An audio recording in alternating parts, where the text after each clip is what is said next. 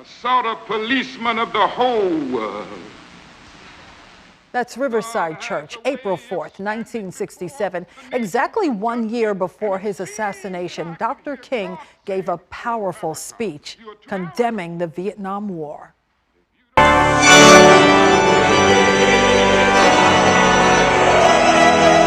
And on this MLK Sunday, worshipers at Riverside Church will remember that moment and honor Dr. King with a full day of events where they'll reflect upon the past and confront the present. Our guests on this Sunday, Brooklyn State Senator Kevin Parker, what the lawmaker says about the affordability crisis and the road ahead. Plus, Arva Rice also joins us in studio. The president of the New York Urban League talks about the intersection of empowerment, inclusion, and equal access. And later, he's young, he's handsome, they know it. Oh, we pause to remember the greatest, Muhammad Ali, 10 years after his passing. All that and so much more happening now on this special King Day edition of In Focus.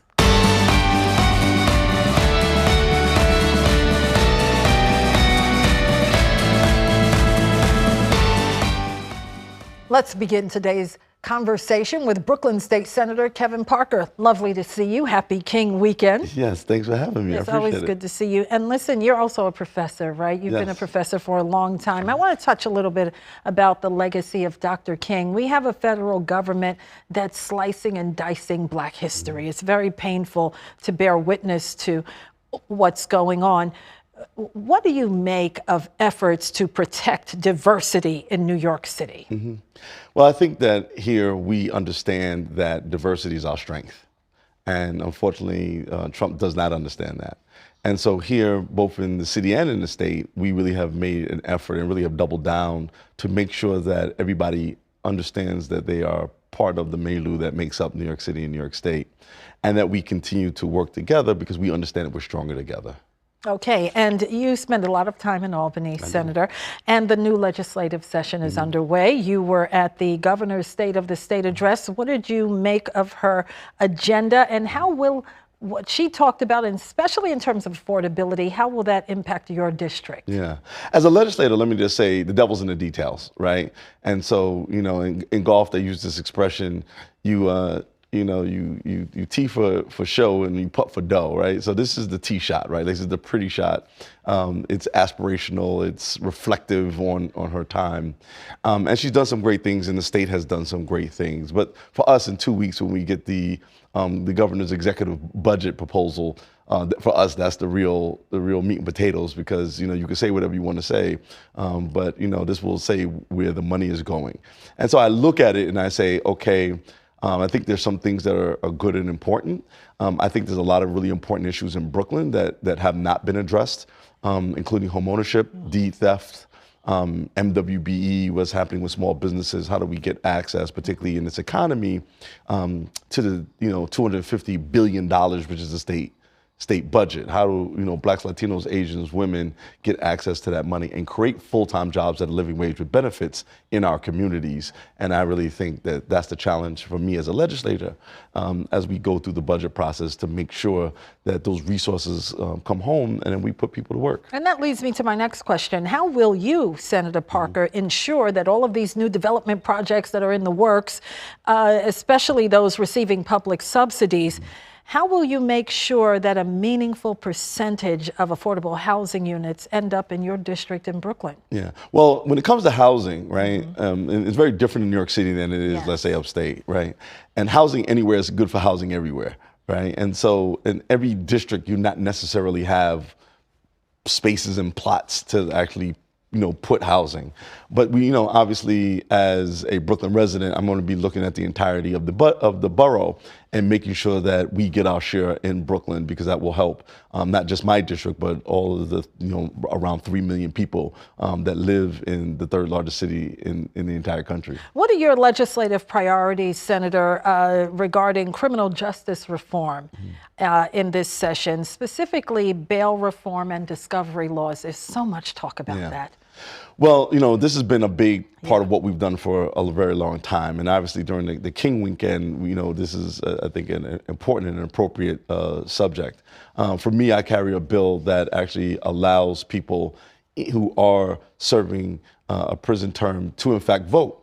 There's actually nothing constitutionally that says that we should, separate people from their franchise just because they've made a mistake and they wind up in prison. We want them to be engaged because those folks are going to be coming back to our communities, right? Mm-hmm. So that's one of my big priorities. And I know there's some issues around discovery. I think we're going to look at them and have some conversations. But the reality is that you look at places like Brooklyn, and my DA, Eric Gonzalez, has been able to significantly lower crime, particularly violent crime, in our borough under the current discovery rules. And so it tells me that there is a way to, in fact, use the current rules as they are and still get the changes that we need and protect our communities the way they have to be. And what's your vision for economic development in your borough? It's about, again, finding ways to get folks access to that $250 billion, right? Of that, we probably contract out around $30 to $35 billion a year statewide.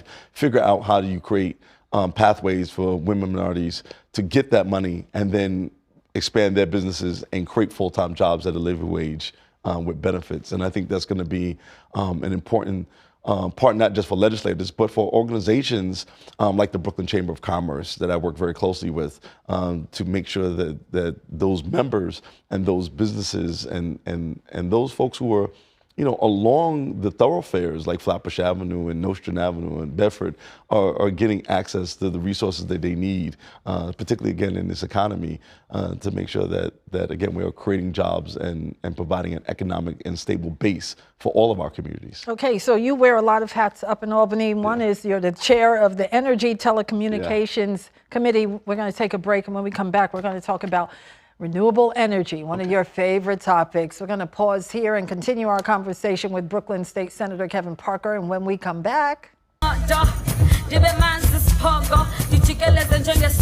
tomorrow, the Brooklyn Academy of Music will mark the 40th anniversary of its signature event honoring Dr. King.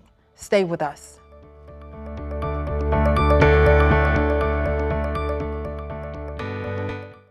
Thanks for staying with us as we continue our conversation with Brooklyn State Senator Kevin Parker. Let's transition to climate. You are the chair of the Energy and Telecommunications Committee. What's your strategy, Senator, for transitioning New York to 100% renewable energy, and how will it impact Brooklynites? Right. So a number of years ago, we actually passed something we lovingly call the CLCPA, the Climate Leadership and Community Protection Act. That's the law in the land. It is the most ambitious climate goals in the entire country. And so it actually calls for us to be net zero, not 100% absolute zero. What's the difference? The difference is because you can actually find things to offset pollution that we may be getting. We may be producing carbon or methane in one area, but we can offset it. Absolute zero means that you're just literally not producing Which is difficult to do. It is impossible, pretty much. But we're working hard there. I think the big moment that we have now is really about generation. We just don't have enough generation. Even if we take away the CLCPA, right now, every day, people are buying new electronics, they're plugging them in. And so we're going to use less energy by using more electricity. So the idea is to electrify the grid. And that's going to take a couple of different processes. The biggest one is, again, creating some generation. We have to upgrade our transmission lines. We have very old, it's an old state, we need old transmission lines, and we need to update them. And then our interconnections from the projects need to be done in a more smoother manner. So work really hard with, other Brooklynites like, Rory Christian, who is the head of the PSC, to make sure that we're creating dynamics in which the process, the siting process is good, but then also that we are getting energy in the places that we need to have it. You're also concerned about environmental justice. Absolutely. That's a key issue, especially in Brooklyn.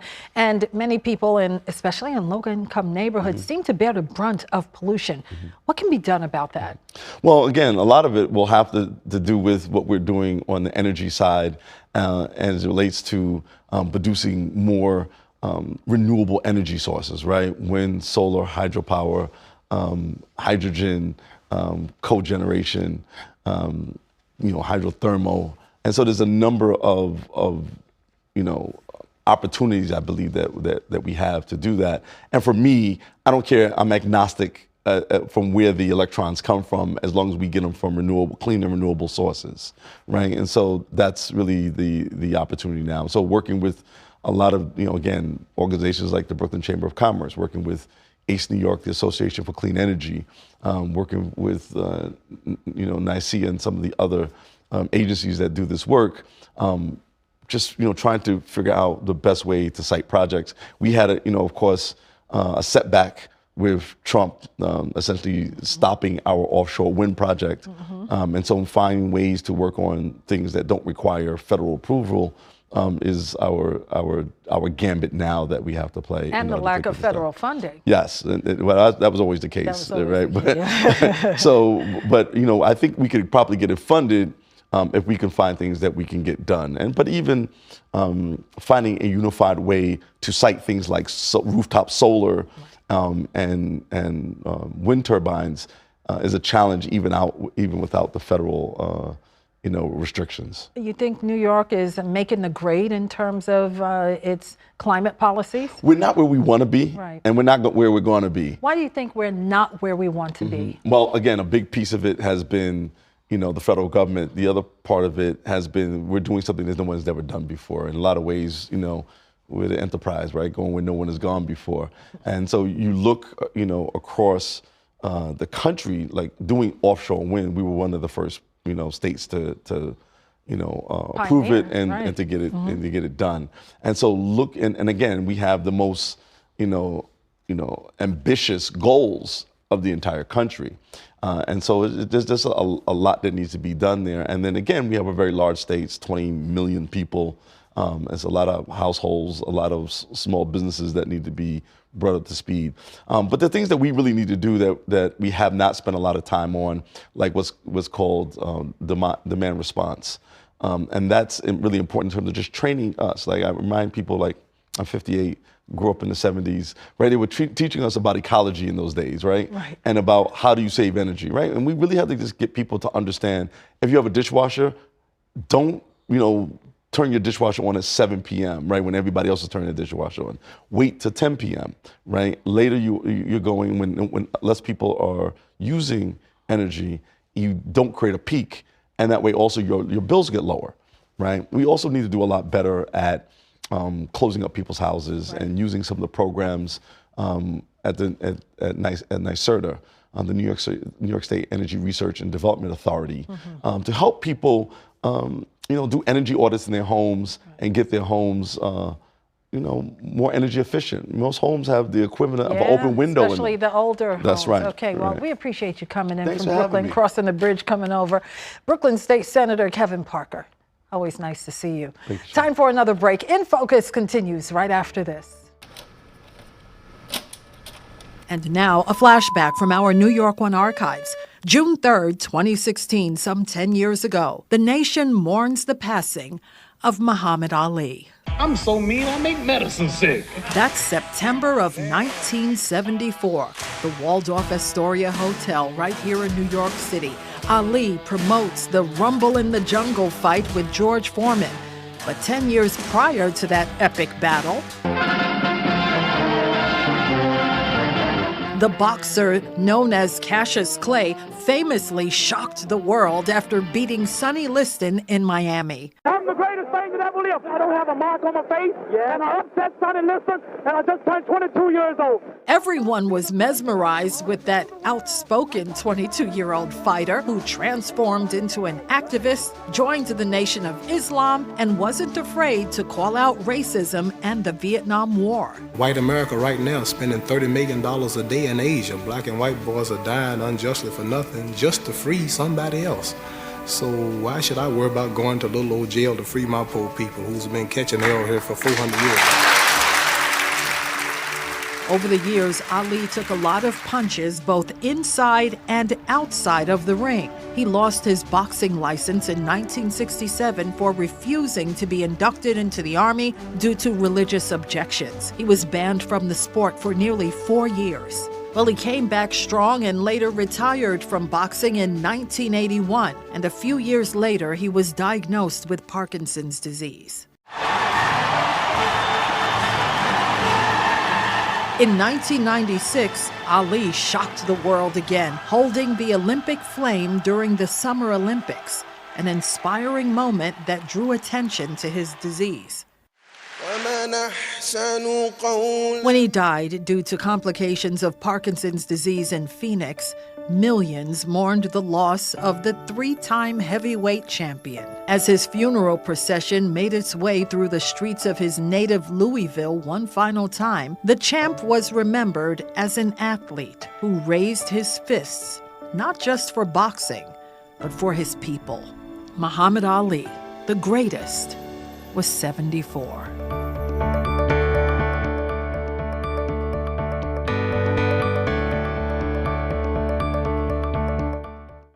Welcome back to In Focus as we celebrate King Weekend. With us now is Arva Rice, President and CEO of the New York Urban League. So good to see you again, my friend. Good to see you as well. You know, there's so much talk about King, but since you've been with the New York Urban League so long, I just want to mention Whitney Young, who was a contemporary of Dr. King. He was president of the National Urban League, and you're president, of course, like I said, of the New York Urban League, which has a powerful legacy here in New York City, all about empowerment, all about equal access.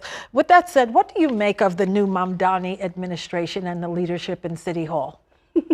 So many things there. So obviously Whitney M. Young, a huge member of the civil rights movement, one of the big five, and was part of the March on Washington, as well as so many other great things and efforts for African Americans. So I appreciate your mentioning him. In the National Urban League movement, there are so many things that are named after Whitney M. Young, and we name our scholarship program at the New York Urban League after him, being an incredible social worker and implementer of so many great things. We're just happy that you mentioned him this morning. An honor, yeah. Exactly.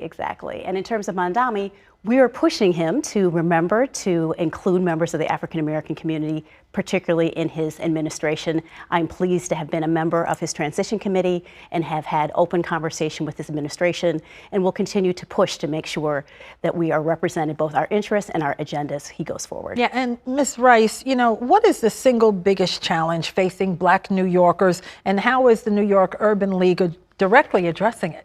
Wow, the single biggest is such a big question. That's a big one. It is, but I do think that employment is certainly of concern. As we know, there's over 300,000 Black women during this federal administration that have lost their employment. And the employment numbers for African Americans, unfortunately, outtrack other people in this country. And so that's something that is, of course, of interest to us. The Urban League works in employment, providing individuals most recently with help and support and training in AI and helping them to get ready for that.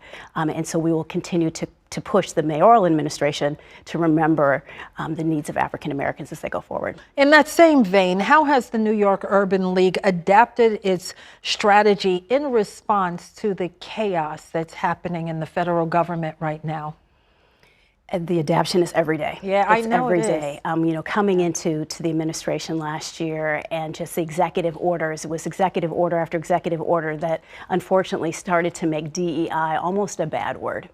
And so we have been working, you know, as they say, 10 toes down to make sure that we fight on every level. And that's done at our national level through our great leader, Mark Morial, at the national level, as well as in the over 90 Urban League affiliates that are around the country. So wherever you'll see a gathering of two or more Black people, there's an Urban League that's there to serve them. And part of the work that we do is making sure that if they have a question about, you know, what is in this big ugly bill? What is it about? How will it impact our individuals? We held town halls to talk about what are the impacts and what are the things that we can do as individuals in order to whether it's, you know, picking up the phone and calling and writing a letter, and also being in communion with ourselves and other groups that we work with on that regular basis, including the NAACP and the National Action Network. You mentioned Mark Morial. We did a tour with him recently of the new Empowerment Center in Harlem, and you are, of course, a proud Harlemite. Affordability is a major issue uptown, as is gentrification. You're big on the brownstones uptown. They're not affordable. Right. They're in the millions of dollars.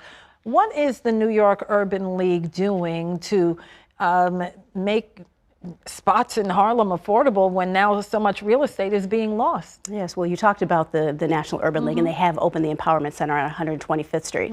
And part of that Empowerment Center on one side of the building, on 125th Street, is where the National Urban League offices are, as well as the museum, which will open next year. But on the 126th Street side is affordable housing. Right. And so it is a result of that effort that they have made affordable housing units available to New Yorkers, and it's part of the work that we'll continue to do, not only in New York, but like I said, all around the country. All over the country. And you have dedicated much of your time and talents to supporting Black entrepreneurs in this city.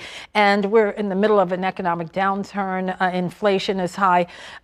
Tell us about the programs within the New York Urban League that supports entrepreneurs. Sure. So we have a Small Business Solution Center. And so that is the work of the wonderful staff there that they do all day, every day. And it's from helping individuals who have an idea to helping that to come to fruition to those who have individual brick and mortar businesses. And so the help and support is not only just training and support, but it's also working individually around pain points that businesses have and providing them with consultants to help with them on those specific issues, as well as to helping them to increase the marketplace that they're able to approach. That's incredible. And you also have an Equity Innovation Lab. Yes. The Equity Innovation Lab has been challenged. I want to be honest about that this year.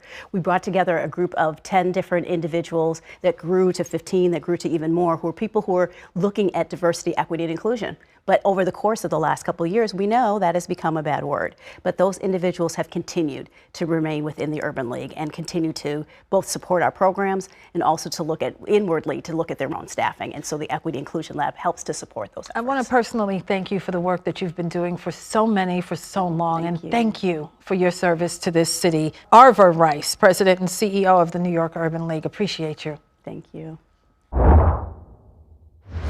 And now our final focus. New Yorkers will once again gather in Brooklyn tomorrow for an inspiring celebration in honor of Dr. King.